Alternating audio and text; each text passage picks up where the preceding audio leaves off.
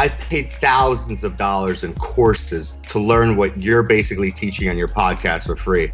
What you're putting out there is so valuable. So, I just really want to acknowledge you, and I definitely send everyone to your podcast. You were virtually one of the first mentors that I looked up to and started following. You're always one step ahead of the game. So I just wanted to give you kudos and props for that, because lots of people are watching, lots of people are learning from it. Tucker and the whole TTM crew, Dan and Chris, thanks so much for your support. I love what you guys do, and a huge, huge fan. Having this support's huge. So I'm grateful for that.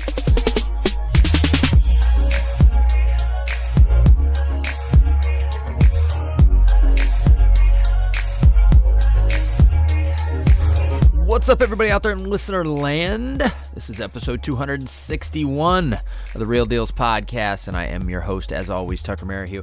Hey, I've got a kind of behind-the-scenes episode for you guys today. This isn't going to be it. I actually recorded on my way home from the Pacific Northwest Big Badass Real Estate Wealth Expo. And so I recorded it at about, 11:30 at night. So if I sound like I ate about 18 Xanax, that's probably because I was talking and going 100 miles an hour for about 3.5 days prior to that. And I had just got done with the VIP dinner, and I was driving home in the middle of the night. So I was a little worked over, to say the least, but I felt like that was the best time to kind of recap what went on and kind of what the experience was all about versus kind of coming back to the office and then trying to unpack it a few days later here. So I recorded a show mainly to just keep myself awake while I was driving that 3.5 hour drive from Portland to Seattle, but I thought you guys would really enjoy it, and I kind of pulled back the curtain and talk about my experience there and all the cool stuff that we did and all the really cool people that we met. So hopefully you guys enjoy it. Before we hop into that, though, it's only about 20 minutes or so, maybe 25 minutes. But a couple announcements. Number one is our Driving for Dollars app. It was a fantastic show. We had a lot of people come by the booth for the app. But this week we have our new pricing structure that goes into play, and it's tiered pricing. So basically there's going to be 3 different tiers. We'll be sending out emails about it all, but it basically allows you to pick which tier it is that you want to be in on any given month, and depending on how much data it is that you're going to need to pull or how big a list you want to build. But we had to do it, folks, so it is what it is. It's still a tremendous value. It's much more of a value than anything else out there on the market, but we had to put a little bit of a governor on it in terms of the amount of data people pull, because there were just some abusers out there, and we had to put a stop to it in order to make sure that we can continue and offer the app to everybody and let it be what it is, which is awesome. On a flip note, or on another note, I mentioned in the recap that we got a call from the Wall Street Journal while I was gone. I want to give you a quick update on it. I actually talked to them yesterday, and they're doing an article on the app that'll probably get published sometime in the next couple of weeks, all about the ride-sharing economy and how some Lyft and Uber drivers are actually using our app to identify houses for investors. So pretty cool stuff. We'll see where that goes. We've got a lot of crazy ideas of what it could be and where it could go and just kind of what it could turn into as technology improves and things change and the world changes, but it's cool to get that kind of publicity and talk to somebody at the Wall Street Journal. So I actually had a long conversation with him yesterday. So anyway, that's what's going on with all of that. Also, myself and Justin Silverio will probably be reopening a few slots for the REI Deal Generator program here sometime later this month or in May. We'll kind of start the process of talking to people and seeing if people are a good fit. So if you haven't already, make sure you go back, listen to last week's show with James Thornton. Just an amazing story of, transformation and what he's been able to accomplish. He sent me a Voxer after the show came out, and he locked up another deal for just a crazy low number. And it's worth, almost 5 times what he tied it up for, which I don't want to give away too much. But anyway, it needs some work, obviously, in the middle, so it's not like he stole it from somebody. But the point is that he does his marketing, he goes and meets with people, he puts together great deals, and now he can rinse and repeat. And that's the whole idea of what the program is meant to do, which is to teach you how to do that. And he just kind of epitomizes exactly what it is that we want to teach people. So congrats to him. But more importantly, if you guys are interested, make sure that you reach out to us. So without further ado, let's get into the rest of the show, and you can get my rather exhausted but entertaining recap of the Pacific Northwest Real Estate Expo. All right, Real Dealz podcast listeners, I want to talk quickly about our show's sponsor, Iron Bridge Lending. If you guys have not reached out to Iron Bridge already to talk to them about funding some of your upcoming flip projects, I highly encourage you to do so. I've known the owner of Iron Bridge for a very long time. I've personally borrowed millions of dollars from them over the years to do a number of different projects, and I can say without a doubt, they are the best hard money lending company I have ever come across, and that is the reason why they are the sole sponsor of this show. I've had a lot of other companies reach out to me and want to sponsor this show, but I just won't do it. I feel like I need to be genuine in who we have sponsoring the show, and it needs to be somebody that I've personally done a ton of business with. So I personally vouch for their ability to be the best, hands down, in the world of hard money lending. You won't find better programs, you won't find better terms, and they're lending or will be lending in over 20 states. So chances are, if you're hearing this in whatever state you're in, it's definitely worth it to check out their website, reach out to them, see if they're lending in your state, and if they are, I would absolutely encourage you to do business with them.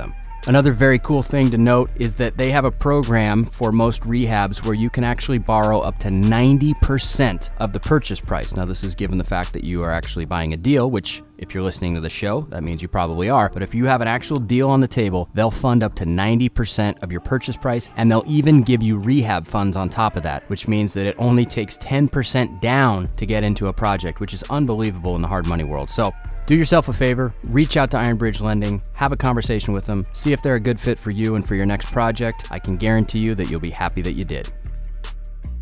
Well, what's up, everybody out there in listener land? I've got a special episode for all of you. I'm driving back from Seattle. That's right. It's about 11 o'clock Saturday night.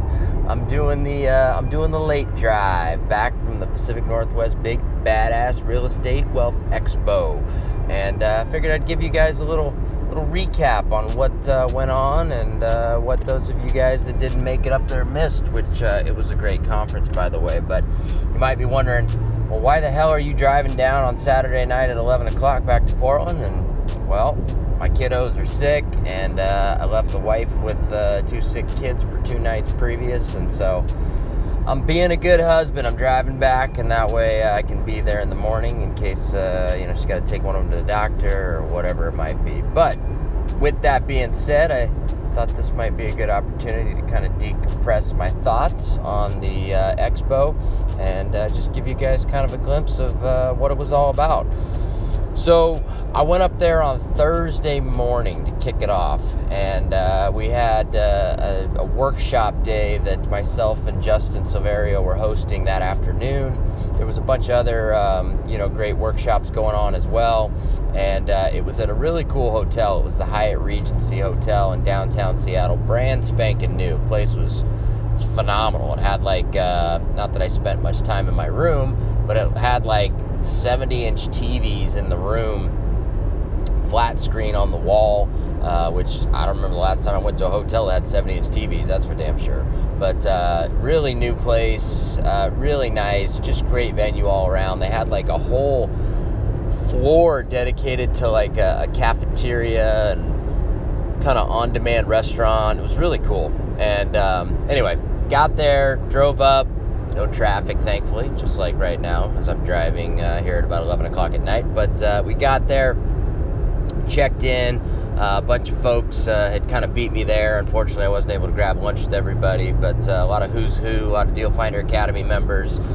Justin J. Scott, unfortunately, Mr. Anson Young couldn't make it. He was going to be there, and just a whole bunch of other folks, too. Elliot Smith, hung out with him, Greg Lynch, bunch of folks. But we got there, and I got checked in, and then went and did the workshop that was all about direct-to-seller marketing, and it was an hour long, which I thought we'd get pretty far in an hour, but, you get a PowerPoint presentation, and you get 2 people talking, an hour goes pretty damn quick. So we got through a fair bit of information within the hour, not as much as we would have liked. We didn't get to dive as deep as we would have liked into kind of the different layering strategies and just kind of the technical stuff within that. But on a plus note, we were packed out. We were the only workshop that was packed out in the big room, so we had standing room only, which was awesome. So thanks to everybody that came out if you were a part of that. And that kind of kicked off our weekend at the Expo on a good note and kind of got things going. Then that night we had a speakers kind of cocktail hour, and met a bunch of really cool people that we've been Facebook friends or that I've known online but just haven't met in person. And that's kind of a cool thing about these conferences, is that a lot of us, and some of you guys out there in listener land, you're probably friends with me on Facebook, but we've never met in person. And that's the same thing on the on the speaker side and the influencer side of this business. There's a lot of us that know each other on Facebook, but we're not necessarily friends in real life, we'll call it. So it's nice to meet people in real life and develop a friendship and kind of a face-to-face relationship. And so that night was pretty cool for that. Met some really entertaining folks. Mr. Jay Martin, he was dude's a hoot, and met him and a bunch of other folks as well. That it was cool. It was a cool night to hang out, kind of low-key speaker night. But that was kind of the calm before the storm. So that workshop day, speaker, kind of drinks and hors d'oeuvre night wrapped up, and then that next morning was when we set up our booth. So for any of you guys that were friends with me on Facebook or are friends with me on Facebook, you got to see the picture that I posted after we got the booth all set up. So we spent about an hour that morning before the conference opened and set up the booth and got everything ready to roll. And then Friday morning it kicked off, and there was a lot of people there. It was there was probably just over 900 people, I think is what Tarl said ended up being confirmed. And that's a big number. Last year I think there was about 500 and some change, so it felt like there was about twice as many people there, that's for sure. And there were people everywhere. It was crazy, but crazy in a good way, like a real good vibe going on. Everybody was there to learn. A lot of great vendors, a lot of great booths. We're mingling with everybody, but we had a booth of our own for both the podcast and the Driving for Dollars app. And so we got that set up, and we basically were working the booth for, first 3 or 4 hours of the day, and it was just nonstop. People coming by that listened to the show, wanted to shake hands, take pictures, talk about the podcast, talk about the app. Met a bunch of you great listeners there. Was able to have some face-to-face conversations with you guys, which is really cool for me. It's awesome to meet a lot of you guys that listen to the show. You know me because you listen to me all the time, and but I don't necessarily know you. So it's great to be able to meet you and talk to you and just kind of chat about who you are and your business and what's going on with in your world. You get to hear what's going on in mine all the time. So that's kind of a cool thing for me. So anyway, time flew by. Talked to a bunch of folks. In the middle of that, we actually had Chris called me, and he was like, "Hey, we've got this reporter calling the office because we left Chris back in Portland to run the office while Dan and I went up to Seattle, and this reporter was wanting to do an article on the Driving for Dollars app, and the reporter works for the Wall Street Journal. So I'll keep you guys in suspense on whether or not it's a positive piece or a not so positive piece when I talk to him on Monday, but kind of an interesting little twist. So who knows? Maybe it'll be good publicity for it. Maybe it'll be trying to blame me for why people are getting marketed to that own property, but I don't know. We'll see, and I'll keep you in suspense until I know what's going on with that. But anyway, that early in that afternoon, or actually maybe it was about noonish, I hosted and moderated a really cool panel that was all about off-market deals and marketing directly to sellers, and it was almost exclusively DFA members on the panel, which was awesome. It was myself, Justin Silverio, Elliot Smith, Mike Sumsky, and then one of the Caliber Real Estate guys, Zach, who's a really good guy as well. And if any of you guys don't know Caliber Real Estate, it's a big operation out of Seattle, and Ian Morrell has been on the podcast before, and he's one of the chiefs of that operation, and Zach is his partner who runs the sales department, and he was on the panel as well. So we had that panel for about an hour up in front of a packed house, talked all about direct seller marketing and kind of everybody's strategies and just kind of how they use it in their own business, and just some kind of golden nuggets that I was able to extract from them. Tarl didn't know this, but I totally winged it. As a moderator, most moderators have everything planned out, and last year I moderated a couple panels and I had a bunch of questions planned and this and that. This year I said, screw it. I know most all of these guys anyway, and if nothing else, we'll just kind of talk about what's going on in business right now, face to face, but in front of a packed house. And so anyway, I winged it, and it turned out great. And so I guess maybe I got a pretty good skill set when it comes to interviewing people after all these years of podcasting and just kind of winging it like I am right now here on the microphone as I'm driving home in the middle of the night. But everybody enjoyed it. Had a lot of people come up to us afterwards, said they really enjoyed the panel. They enjoyed the workshop, obviously the day before that myself and Justin hosted. But just all around, just fun day. And then we continued, went back to the booth, and it was just nonstop, man. It was like, I don't know, almost 1,000 people there, and everybody was making the rounds through the booths. And I don't think we had more than 30 seconds without having a conversation with a new person at the booth, which was just fantastic, and just really just a cool experience, like I said before, to have people constantly coming by there and talking to us. And thanks to Taro for letting us have a booth. I told him that if I was going to come up here and speak, it'd be really nice if he could hook us up with a booth, and he did. And so it was just a great kind of home base to be able to meet people that listen to the show, but then also kind of explain the app.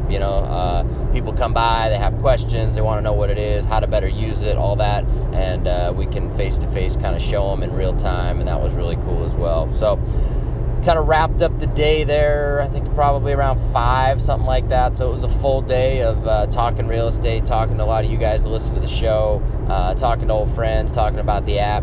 And then we went out to dinner on Friday night with a bunch of DFA members, a couple other folks, Nathan from Spokane, Elliot's new acquisition guy, myself, Greg Lynch, Justin, of course, and it was a fun time. We went out to this little tap room and watched the Clippers try and knock off the Warriors. Didn't happen, but we sat there, had some drinks, talked about everything real estate. Found out that Washington just pushed through a new graduated excise tax, which seems like highway robbery, but we were reading that in real time as we're sitting there at dinner, so that was unfortunate for, sorry Greg, and everybody else who works in the higher end new construction market for single family residences, and you got hit with almost a doubling of the excise tax, which pretty much sucks. But anyway, it was a fun night, just hanging out, kind of shooting the breeze. And then we called it a night after some adult beverages and whatnot. Got up this morning and we kind of kicked off the day yet again. It was a big morning of, they had the Travis Mills Foundation is the foundation that they were raising money for at the event. And so they raised, I think I just left the VIP speakers dinner, but the final numbers were in. I think they raised like $200 and some thousand. So crazy successful auction, which is awesome for Taro and all the fixated crew, and then of course obviously the beneficiary of that, which was the Travis Mills Foundation. But myself and Justin got auctioned off, and I'm not exactly sure who purchased us or invested in our our offering, we'll call it, for the sake of charity. But whoever did, they'll get a tremendous value, that's for sure.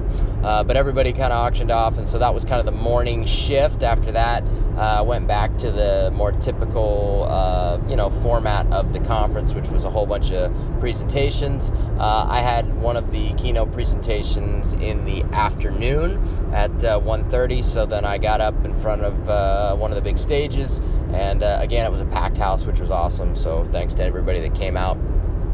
And I went for an hour on direct seller marketing, kind of pulled back the curtain on my own business, kind of went through all of the different touch points, the cycle of how we do things, from direct mail to ringless voicemail to text message to email to Facebook ads to IP targeting to door knocking to cold calling, and then of course utilizing some of those strategies for marketing to other realtors and probate attorneys and things like that. So really breaking down not only how we market, but the cycle of what we send and then what we follow up with and what time intervals and all that. And it was really cool. It was fun to get up and kind of sharpen my speaking skills in front of a big crowd. Obviously, we did a workshop day in front of 120 people, but I think this was, probably twice that as far as the room that they had me in or the stage that they had me on. So that was fun. It's funny thinking back to when I was younger, and I was talking to Ryan Morrell about this, the night that they had kind of the speaker appetizer drink thing, and I was talking about how when I was in college, I had to do some public speaking as one of the classes, and I had to get up and talk for 5 minutes in front of a class, and I just bombed it, like just couldn't do it. It was terrible.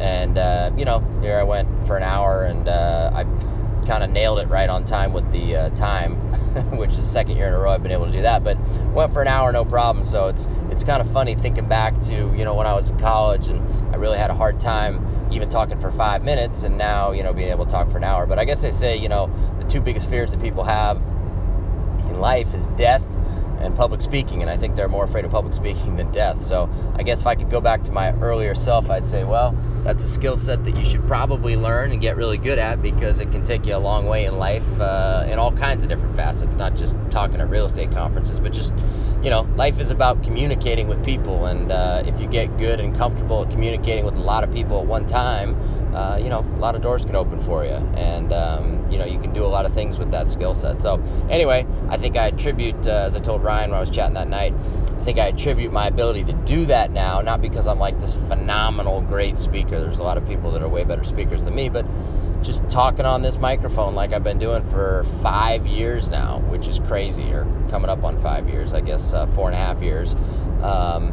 That's been a hell of a training course in public speaking, because it seems to translate, to public speaking. The only thing that, maybe I guess I could work on is my body language and my antics on stage that I've noticed some of the more professional speakers have. But I don't know, maybe that would make me a professional speaker and not real if I did that. So it was interesting watching some of these big names that came in that Tarl had, and just kind of watching their speaking style, and kind of breaking it down a little bit and seeing what they do differently, and how they get the audience to kind of react and really just hear what it is they're saying more than anything. But I thought that I did a pretty good job. Obviously I can always improve, with everything, but more importantly, I feel pretty comfortable on stage now, talking in front of a lot of people. So come a long way since college, that's for sure. And for not really taking any speaking courses or Toastmasters or anything like that, I guess I got to give myself a little bit of a pat on the back. But I would say, like I said before,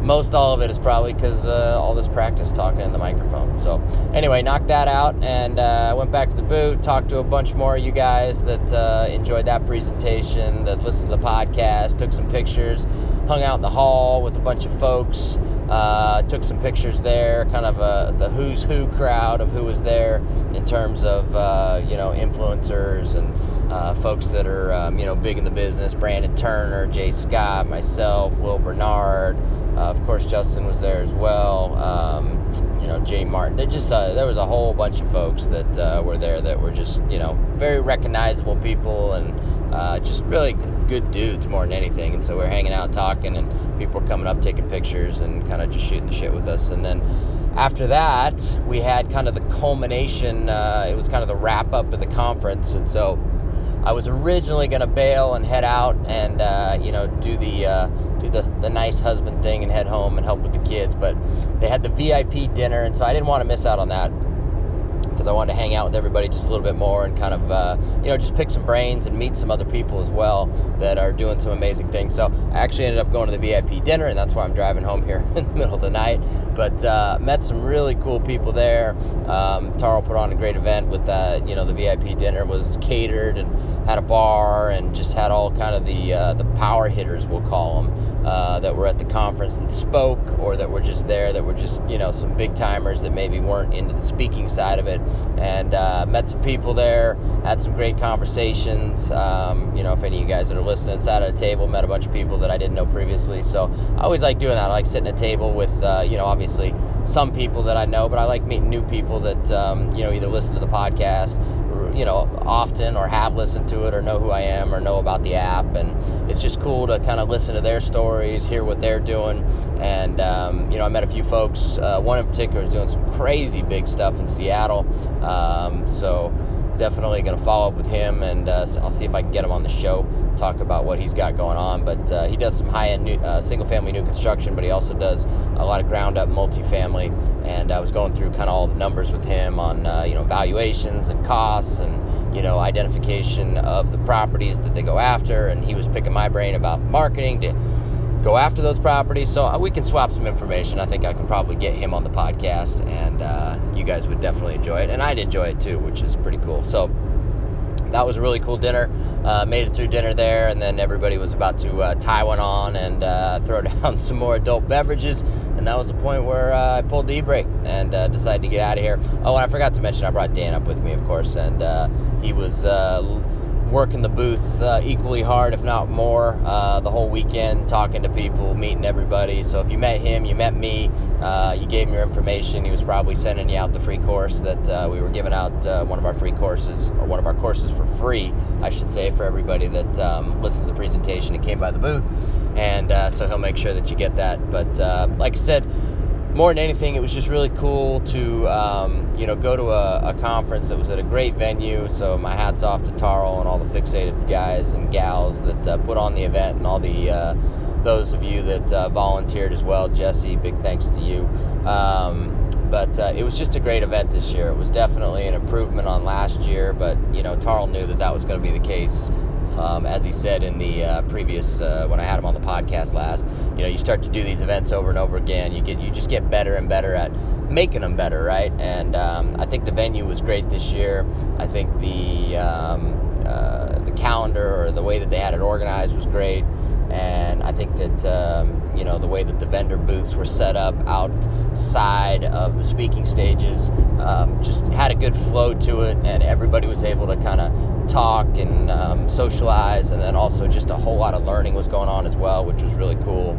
And it was just a great event. It was a lot of fun, and it just reminded me that, these conferences, the right ones, of course, it's just cool to go to them. And, we communicate a lot online and through Facebook groups and, Instagram and whatever, and we have these kind of online relationships, but it's cool to make them real, like kind of old school, we'll call it, right? Face to face, and really kind of solidify a lot of relationships and build new ones face to face. That, you can build relationships online. It's a good place to start, but relationships really go a lot further, a lot faster when you can go face to face. And I think at the end of the day, conferences are great for learning some things. Obviously, I picked up a few golden nuggets here and there, had some conversations with some high-level folks that are doing some stuff that I want to do, and, sat in on a couple of presentations and learned some things. But more than that, just, advancing relationships face to face with people that are in our space.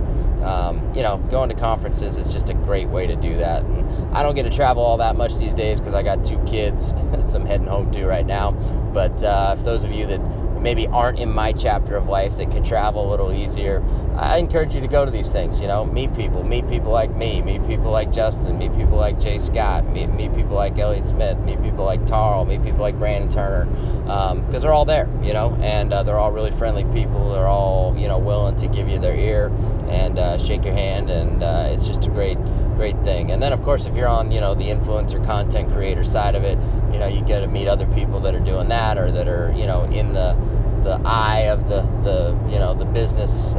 People know who they are, and you can kind of further those relationships as well. So all in all, it was a great weekend. It was a fun time.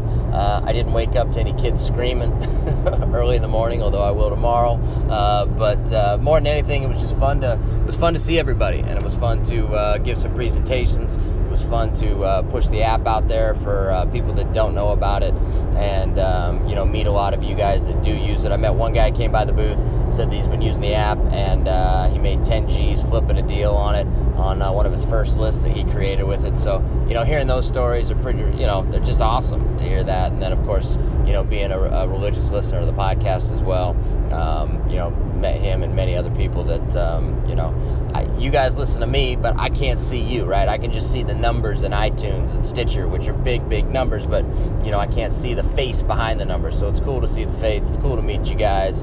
And I think I'm going to do another one next year, Jay Martin's event in San Francisco. He convinced me to say yes to that. And then I'm actually going to be heading back up to Seattle in July to do Fixated event, or the Fixated event, I believe. Tarl's got me committed to do that. So I'll probably be back up in Seattle for that, for those of you guys that are in the Seattle area. But other than that, heading back to Portland. We got a lot of good stuff going on, and meeting with the city on Tuesday Got to get my bearings together tomorrow we got a big our view lot project. We finally got all the geotech work done. If we get this thing approved by the city and blessed, this could be a big exit for us to just sell the lot. And then, of course, we got a potential Wall Street Journal article coming out this week on our Driving for Dollars app. So I'll keep you guys posted on that. Hopefully it's not a hit piece. It's a positive piece based on the way that they were describing it. It sounds like it could be positive, which is a good thing. But either way, it was a great conference. And for those of you guys that I saw, shook your hands, talked to you, it was nice meeting you. And for those of you guys that I didn't, hopefully I'll catch you on the next one. And that's kind of what happened for my weekend up here in Seattle. So I'm hitting the road. I'm heading back to Portland. And I'll talk to you guys soon.